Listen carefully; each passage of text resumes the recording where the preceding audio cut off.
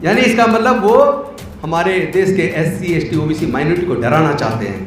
और उस पर जब प्रधानमंत्री जी की चुप्पी, गृह मंत्री जी की चुप्पी, देश के सारे नेताओं की चुप्पी ये सवाल पैदा करती है, तो वो तो बोलेंगे नहीं। मैं आप सबसे पूछना चाहता हूँ, आप इस लड़ाई को लड़ने को तैयार हो या नहीं हो? अगर तैयार नहीं हो तो याद रखना, मेरे शब्दों को नोट कर लेना, ज़्यादा नहीं 20-25 साल के अंदर आपके आने वाले बच्चे गुलाम हो जाएंगे। तो फिर हमारे पास बचा क्या है? और ऊपर से ये हिंदू राष्ट्र। अब हिंदू राष्ट्र होता कैसा है इसकी तस्वीर आपके सामने है। हिंदू राष्ट्र में मनुस्मृति लागू होगी, क्योंकि अभी तक तो बाबा साहब के संविधान से देश चल रहा है। लेकिन जब हिंदू राष्ट्र बनेगा तो उसमें बाबा साहब के संविधान से देश नहीं चलेगा, मनुस्मृति से देश चलेगा। और मनुस्मृति में देश के अनुसूचित जाति, जनजाति, पिछड़े वर्ग के लोग वो शूद्र में या अछूत में आते हैं। बुद्ध के देश, ये बुद्ध का देश ऐसा रह गया क्या जहाँ खुलेआम मतलब महिलाओं को निर्वस्त्र करके परेड करके जो उनके साथ किया गया, वो तो सोच के भी मन दुखता है। और हमारी बहन बेटियों के साथ तो रोज होता आ रहा है हजारों साल से। पर सिर्फ इतना, उसकी वीडियो नहीं बनती थी, समाचार पत्र में आता नहीं था, हमारी सूचना में आता नहीं था। धीरे धीरे इस तरह की घटनाएं सार्वजनिक होने लगी, हमारे सामने आने लगी नेताओं के ऊपर। आज अगर कुछ कर सकते हो तो खड़े हो जाओ इस लड़ाई को लड़ने के लिए। लेकिन याद रखना, कुछ लोग मैं देखता हूँ भाषण देते हैं, भाषण में कहते हैं गोली का जवाब गोली से देंगे, लाठी का जवाब लाठी से देंगे। ये लाठी गोली की लड़ाई नहीं है। और वैसे भी हमारे लोगों के पास तो औजार हथियार है भी नहीं। और सवाल एक और है कि औजार हथियार से कभी कोई जंग जीती नहीं जा सकती। डॉक्टर्स एंड एम्प्लॉय एसोसिएशन की तरफ से हार्दिक आभार व्यक्त करता हूं और इस कार्यक्रम में सर का हार्दिक अभिनंदन भी करता हूं।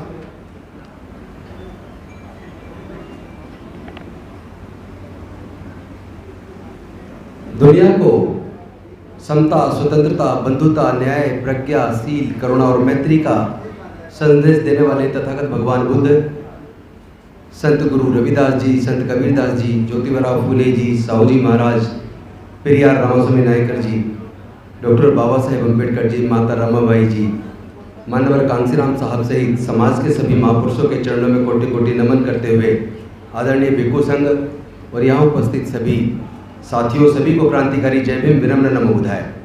अपनी बात रखने से पहले मैं चाहता हूँ मुझे केयर सिंह जी बता दिया जाए मेरा टाइम कितना है, क्योंकि मैं जानता हूँ कि यहाँ बच्चे बुलाए हुए हैं जिन्होंने अच्छे नंबर लिए हैं। आपने उनको अवार्ड देना है, प्रोत्साहित करना है। और पहले ही मुझे लगता है इस एक लंबा प्रेजेंटेशन हुआ है, कितना लोग सुनना चाह रहे हैं, कितने देर बैठ पाएंगे, तो इसका अंदाज़ा मुझे नहीं है। मैं चाहता हूँ मुझे बता दिया जाए मेरे को कितने मिनट आप दे रहे हैं, तो मैं सिर्फ उससे फालतू नहीं बोलूँगा। 10 मिनट ठीक है, मैं घड़ी देख के आप रखिए, मैं 10 मिनट से ज़्यादा नहीं लूँगा। मैं सीधा मुद्दे पे आता हूँ। साथियों, ये इतिहास तो हम अपने समाज का जगह जगह चर्चा कर रहे हैं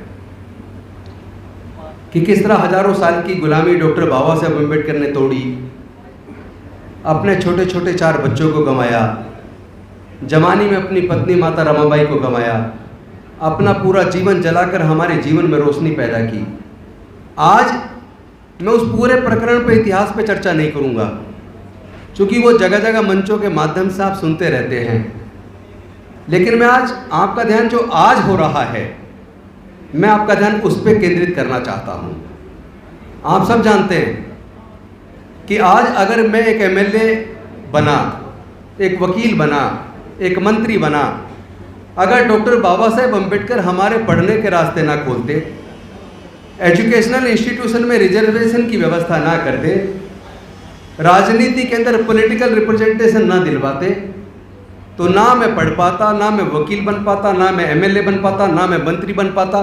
तो मैं जो भी कुछ बन पाया वो केवल और केवल डॉक्टर बाबा साहेब अम्बेडकर की कुर्बानी की वजह से बन पाया। यही बात यहाँ बैठे हुए 99% लोग अपने लिए कह सकते हैं, क्योंकि आपके यहाँ बहुत सारे डॉक्टर बैठे हैं। अगर रिजर्वेशन की व्यवस्था ना होती तो आप में से किसी का मेडिकल में एडमिशन नहीं होना था, समझ लीजिए। बहुत सारे ऑफिसर्स बैठे, वकील बैठे हैं। अगर बाबा साहब पढ़ने के रास्ते ना खोलते, वकील बनना तो दूर की बात है, स्कूल का दरवाजे में आप घुस नहीं सकते थे। तो हम लोग जितने भी यहाँ हैं, हमारे घर में जितनी भी खुशहाली आई है, वो खुशहाली केवल हमारी अपनी मेहनत से नहीं है, उस खुशहाली को लाने में किसी की कुर्बानी रही है। लेकिन क्या इस बात का एहसास हमारे लोगों को है? हमारे लोग इसका एहसास नहीं करते। यही सबसे ज़्यादा पीड़ा की बात है। जो भी कुछ हमें मिला, जो डॉक्टर बाबा साहब अम्बेडकर देकर गए, अनफॉर्चुनेटली हमारे और आपके सबके रहते हुए पिछले 75 सालों में उसमें से 70% छिन चुका है। हम कितनी खुशहाली की बात करें, कितनी कह लें हमने तरक्की कर ली है, लेकिन मेरा अपना स्टडी और मेरा सर्वे ये बताता है कि अनुसूचित जाति जनजाति के 99% लोग, उनकी आर्थिक स्थिति ऐसी है कि आज अगर उनका बच्चा किसी तरीके से कर्ज लेकर, कोचिंग लेकर इंजीनियरिंग में सेलेक्ट हो जाए, मेडिकल में सेलेक्ट हो जाए, लॉ में सेलेक्ट हो जाए, तो सेलेक्ट होने के बाद जो एडमिशन के लिए उसे 2.5 लाख रुपया 1 साल की फीस देनी है। हॉस्टल के खर्चे की बात नहीं कर रहा हूँ, खाने के खर्चे की बात नहीं कर रहा हूँ, किताबों के खर्चे की बात नहीं कर रहा हूँ। केवल एडमिशन लेते वक्त 1 साल के कोर्स की फीस जो 2.5 लाख रुपया जमा करनी है, SC ST अति पिछड़े वर्ग के 99% लोग ऐसी आर्थिक स्थिति में नहीं है कि वो 2.5 लाख रुपया जमा कर सकें। इंजीनियरिंग का कोर्स 4 साल, लॉ का कोर्स 5 साल, और उस 5 साल के और 4 साल के कोर्स का खर्च 12 से 15 लाख, जिसके पूरे परिवार की इनकम SC ST अति पिछड़े वर्ग और माइनॉरिटी का भी 90%, उनके पूरे परिवार की इनकम मुश्किल से 10 से 20 हज़ार के बीच है, 99% की। तो जिसके पूरे परिवार की इनकम 10 से 20 हज़ार रुपये के बीच हो, ईमानदारी से बताइए आप लोग, क्या वो 12 से 15 लाख रुपए का डिग्री कोर्स कराने का अपने बच्चे का खर्चा उठा सकता है? क्या नहीं उठा पाएगा ना, या उठा लेगा? यानी कि एक साजिश के तहत न्यू एजुकेशन पॉलिसी इंट्रोड्यूस की गई। न्यू एजुकेशन पॉलिसी में यूनिवर्सिटीज को 3 कैटेगरी में बांट दिया। एक कैटेगरी यूनिवर्सिटी को में बच्चा जो एडमिट होगा उसको 100% खर्चा खुद उठाना पड़ेगा। बी ग्रेड यूनिवर्सिटी में 75% खर्चा बच्चे को खुद उठाना पड़ेगा। यानी अगर आपके बच्चे का A ग्रेड या B ग्रेड यूनिवर्सिटी में नंबर आता है, अब मैं इंजीनियरिंग, मेडिकल की और मैनेजमेंट की बात नहीं कर रहा हूँ, मैं बाकी कोर्स की बात कर रहा हूँ। A ग्रेड और B ग्रेड यूनिवर्सिटी में 1 साल की पढ़ाई का खर्चा 1.5 लाख से 75 हज़ार के बीच होगा, 1 साल का। तो आपका 3 साल का कोर्स और 4 साल का कोर्स आपके बच्चे कर पाएंगे भविष्य में? इसके लेके मेरे मन में चिंता है। मैं पूछना चाहता हूँ, हमारे देश के सारे मंत्रीगण, हमारे सांसद, विधायक, वो क्या कर रहे थे जब न्यू एजुकेशन पॉलिसी बनी? उन्होंने इस न्यू एजुकेशन पॉलिसी का विरोध क्यों नहीं किया? मैं एक बात साफ कर दूं, जो भी कुछ हमारे जीवन में खुशहाली आई है वो पढ़ने की वजह से आई है, रिजर्वेशन की वजह से आई है। इन्होंने पढ़ाई महंगी करके हमारे लोगों से पढ़ाई छीन ली है, और केवल हायर एजुकेशन नहीं छीना, स्कूल एजुकेशन में भी आप देख लें तो पूरे देश के सरकारी स्कूलों की स्थिति इतनी खराब है, वहाँ पे पर्याप्त मात्रा में टीचर नहीं है, पढ़ाई का माहौल नहीं है। हर आदमी चाहता अगर मेरे पास पैसा तो बच्चों को प्राइवेट स्कूल में पढ़ा लूँ। प्राइवेट स्कूल में, मध्यम दर्जे के प्राइवेट स्कूल में एक बच्चे की 1 साल की फीस का खर्चा, 1 महीने की फीस का खर्चा, ट्यूशन का खर्चा, ट्रांसपोर्ट का खर्चा, ये सारे जोड़ ले जाएं तो 8 से 10 हज़ार रुपये महीना एक बच्चे की पढ़ाई का महीने का खर्चा है। और यहाँ जितने लोग बैठे, ज़्यादातर के बच्चे प्राइवेट स्कूलों में पढ़ रहे हैं, और वो अपने जेब से हर महीने इतना पैसा देते होंगे। लेकिन 1% लोग तो अपने बच्चों को पढ़ा लेंगे, क्या बाकी के 99% अपने बच्चों को पढ़ा पाएंगे? मेरे पिताजी कभी गांव से निकल के यहाँ तक आए, दिल्ली तक आए, लेकिन गांव से क्या अब भविष्य में हमारे लोग आ पाएंगे क्या? उनके तो बच्चे पढ़ ही नहीं पा रहे, तो उनके बच्चों का कोई भविष्य नहीं है। यानी जो बाबा साहब ने रिजर्वेशन दिया, वो इन्होंने सारे सरकारी संस्थानों को प्राइवेटाइज करके आपका रिजर्वेशन छीन लिया, और एजुकेशन को महंगा करके आपके बच्चों से एजुकेशन छीन ली। तो फिर हमारे पास बचा क्या है? और ऊपर से ये हिंदू राष्ट्र। अब हिंदू राष्ट्र होता कैसा है, इसकी तस्वीर आपके सामने है। हिंदू राष्ट्र में मनुस्मृति लागू होगी, चूंकि अभी तक तो बाबा साहब के संविधान से देश चल रहा है, लेकिन जब हिंदू राष्ट्र बनेगा तो उसमें बाबा साहब के संविधान से देश नहीं चलेगा, मनुस्मृति से देश चलेगा।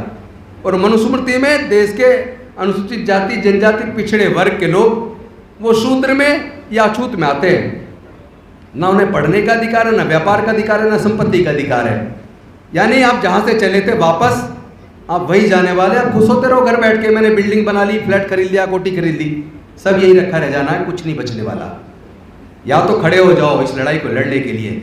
मणिपुर की घटना शर्मसार करने वाली आपने देखी होगी, देख के ही मतलब मन रोता है कि क्या ये वही भारत है जिसमें हम रहते हैं, जिस भारत को कभी सहिष्णु राष्ट्र कहा करते थे। क्या ये वही बुद्ध का देश है? कल वो उनका भी वीडियो आ रहा था एक नीता अंबानी का, वो किसी विदेश में गई और वहाँ पे वो बुद्धं शरणं गच्छामि कहती हैं और कहती हैं I have come here from the land of Buddha. Buddha के देश, ये बुद्ध का देश ऐसा रह गया क्या जहाँ खुलेआम मतलब महिलाओं को निर्वस्त्र करके परेड करके जो उनके साथ किया गया, वो तो सोच के भी मन दुखता है।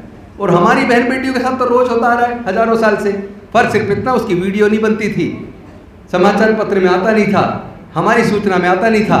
धीरे धीरे इस तरह की घटनाएं सार्वजनिक होने लगी, हमारे सामने आने लगी हैं। और इससे सबसे ज़्यादा दुखद बात यह है कि जिस वक्त हमारा सब कुछ छीन रहा था, उस वक्त हमारे अधिकारी भी थे, हमारे कर्मचारी भी थे, हमारे मंत्री भी थे, हमारे सांसद भी थे, हमारे विधायक भी थे। धीरे धीरे हमारे लोगों का गला कटता रहा और हमारे नेतागण अफसरान सब चुप बैठे रहे। और आज स्थिति ऐसी है कि आपसे पढ़ाई भी गई, आपसे नौकरी भी गई, और ठेकेदारी प्रथा में ठेकेदार 10,000 रुपये आपको देता, 6,000 आपके खा जाता है। यानी आपका भविष्य खतरे में है। अगर आप सब लोग अनुसूचित जाति, जनजाति, पिछड़े वर्ग और माइनॉरिटी के लोग अगर एकजुट होकर इस लड़ाई को नहीं लड़ोगे तो याद रखना, वो मूंछ रखने पे भी आपकी हत्या कर रहे हैं, घड़े छूने पे भी आपकी हत्या कर रहे हैं, आपके मुंह पे मूत रहे हैं, खुलेआम वीडियो बना के डाल रहे हैं। ये वीडियो बना के डालने का मतलब क्या है? यानी इसका मतलब वो हमारे देश के SC ST OBC माइनॉरिटी को डराना चाहते हैं। और उस पर जब प्रधानमंत्री जी की चुप्पी, गृह मंत्री जी की चुप्पी, देश के सारे नेताओं की चुप्पी ये सवाल पैदा करती है, तो वो तो बोलेंगे नहीं। मैं आप सबसे पूछना चाहता हूँ, आप इस लड़ाई को लड़ने को तैयार हो या नहीं हो? अगर तैयार नहीं हो तो याद रखना, मेरे शब्दों को नोट कर लेना, ज़्यादा नहीं 20-25 साल के अंदर आपके आने वाले बच्चे गुलाम हो जाएंगे। आपके बच्चे गुलाम होने वाले हैं। आप अपने बच्चों से आंखें नहीं मिला पाएंगे, याद रखना, आप शर्मिंदा होंगे। क्योंकि आपके बच्चे आपसे पूछेंगे पहले तो बाबा सब कुछ दे कर गए, आप कहाँ थे जब सब कुछ छिन रहा था? आप ही के सामने सब कुछ छिन कर हम गुलाम हो गए। इससे तो अच्छा था आप हमें पैदा ही ना करते। आप अपने बच्चों से नजरें नहीं मिला पाएंगे। अपने दिल में जरा झांक कर देखो, सोचो क्या जिम्मेदारी जो आपको निभानी चाहिए थी, जो डॉक्टर बाबा साहब अम्बेडकर उम्मीद करते थे कि मेरे पढ़े लिखे लोग, मेरे समाज के वकील, डॉक्टर, इंजीनियर, मेरे समाज के नेतागण वो समाज की इस लड़ाई को लड़ेंगे। मैंने तो अपने 4 बच्चे और पत्नी को गंवाकर अपने जीवन को जलाकर आपके जीवन में प्रकाश किया, लेकिन आपने तो जो मैंने दिया वो भी छिनवा दिया। लानत है हमारे लोगों के ऊपर, लानत है हमारे नेताओं के ऊपर। आज अगर कुछ कर सकते हो तो खड़े हो जाओ इस लड़ाई को लड़ने के लिए। लेकिन याद रखना, कुछ लोग मैं देखता हूँ भाषण देते हैं, भाषण में कहते हैं गोली का जवाब गोली से देंगे, लाठी का जवाब लाठी से देंगे। ये लाठी गोली की लड़ाई नहीं है। और वैसे भी हमारे लोगों के पास तो औजार हथियार है भी नहीं। और सवाल एक और है कि औजार हथियार से कभी कोई जंग जीती नहीं जा सकती। ये लड़ाई विचारधारा की लड़ाई है। आपके पास इतनी बड़ी सांस्कृतिक विरासत है, बुद्ध का धम्म है, आपके पास डॉक्टर बाबा साहब अम्बेडकर हैं, आपके पास संत गुरु रविदास हैं, आपके साथ तथागत बुद्ध हैं, आपके पास ज्योतिबा फूले हैं, आपके पास कबीर है, आपके पास मानव कांचराम है। इतनी बड़ी सांस्कृतिक विरासत आपके पास है। आपको तो सिर्फ इतना करना है कि जो महापुरुष कह के गए उनके बताए रास्ते पर चलकर अपने समाज के, अपने बच्चों के भविष्य के लिए लड़ना है। अगर आप नहीं लड़ेंगे तो फिर से आपके बच्चे गुलाम होने वाले हैं। मेरी ये बात नोट कर लेना।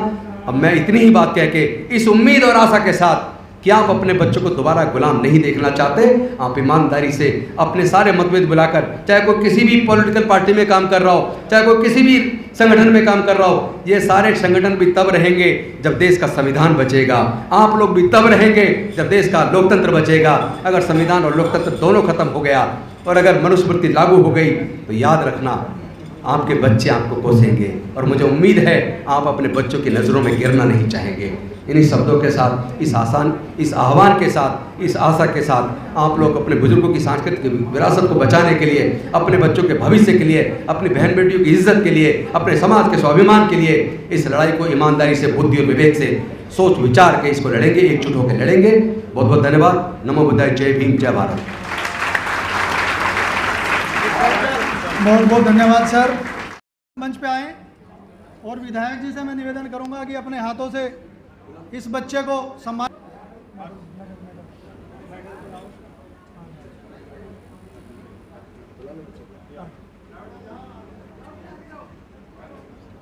आपकी तरफ से तालियों में कंजूसी नहीं होनी चाहिए।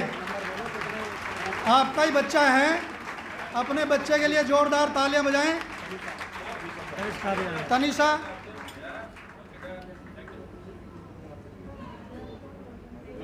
बेटा आप भी मंच पे आए। आगे हाँ सर,